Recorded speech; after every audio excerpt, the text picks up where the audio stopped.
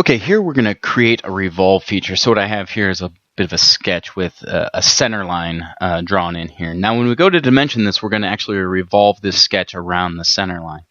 Okay, so when doing that, we are creating a circle, and oftentimes we want to dimension that as a diameter rather than a radius. So if I click on the center line and then my feature, okay, that's what we typically have. But if I move this below the center line, it'll switch it like that, recognizing because of the center line that it's going to be a diameter, and I can actually place the diameter in directly. So again, to do that, you just simply clicked on the center line first, then the feature, and then just make sure you drag down below the center line to get it. So that's how you can place in diameter features on your sketch that you're ultimately going to revolve. Okay, so now I've got that. Okay, let me switch to my isometric view and zoom out just a little bit. Okay, so I come over here, and then instead of extrude this time, I'm going to do a revolve. So I click on revolved. Okay, what it wants me to do is I have to select my sketch. Okay, and it basically is smart enough to recognize, okay, I've got an enclosed surface and a center line that I'm going to revolve it around. I can set how many degrees I want it to go around, so if I only want to go halfway around or something like that. Okay, I'll go 360 around and click OK. So I've got a feature just like a solid one, this one. Again, taking that and sweeping it around a axis. So I'm going to rotate this guy, and I'm going to create the exact same thing on the other side. I'm going to mirror it, which is right here for a solid feature. So I just click on mirror. Okay, then it's going to ask me, hey, what face should I mirror it about? Well, I'm just going to select this back face. Okay, of course it wants to know the feature. Well, at this point I've only got one feature, so it selects the revolve, which is fine. I go ahead and click OK, and now I have that sort of a feature right here. Okay, so now I'm going to create a couple of holes on this surface. So I'm going to make sure I'm escaped out.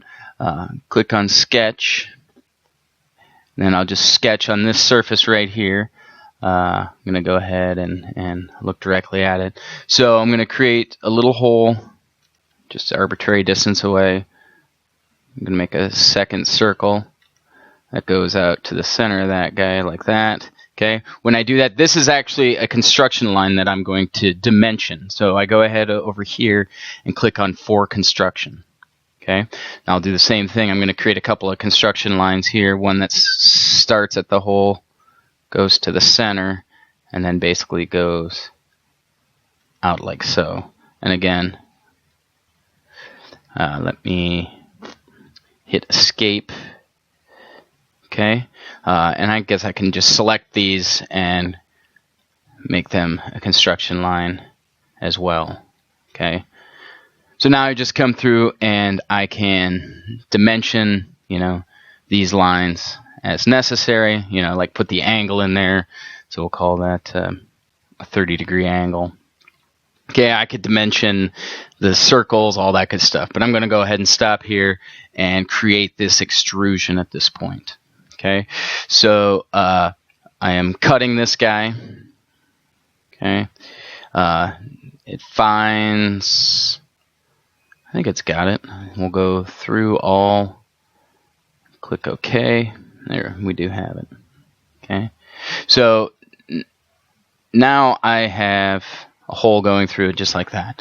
Now I want to create a pattern of 6 of these holes all around the circle. Okay, so the first thing I need to do is I need to make my axis visible that I'm looking at. So I've got a temporary axis which I revolved around. I can go ahead and make that visible using that. Then I come over here and select circular pattern.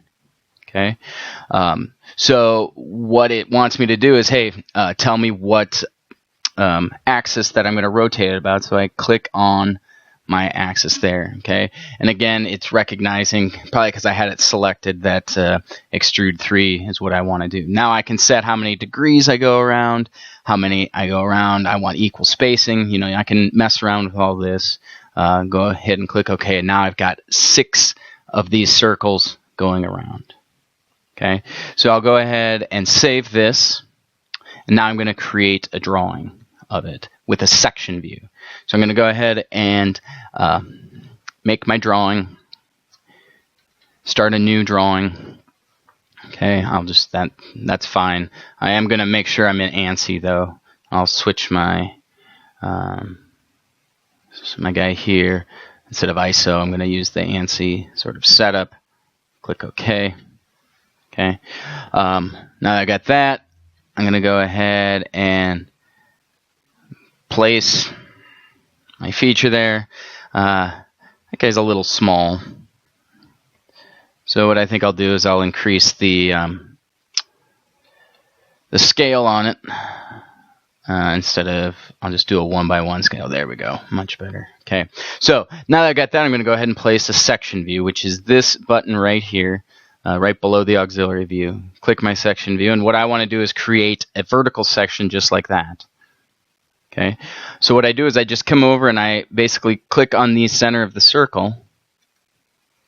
Okay. And then click the green OK button, and I drag my guy over there, and it automatically creates my section view, all hatched and ready to go. Okay. Notice that it created this circle, so I can dimension that as I go through. The one thing I do need to create are those some lines that I can dimension between the circles, so we know how many degrees there are between them. So in order to create that, let me finish my section view. In order to create that, that's a center mark. Okay. And what I really want to have is a radial line. Okay, and all I need to do here is select basically 4 of these guys that it'll draw radial lines out to. Once I get those placed, I click OK. Now I can very easily, dimension that line at 60 degrees, right? I can dimension that hole as well as that center hole in there like that. Okay, so that's how you create a section view and how you can put in some radial lines so that you can dimension a revolved circular pattern feature such as what I have here.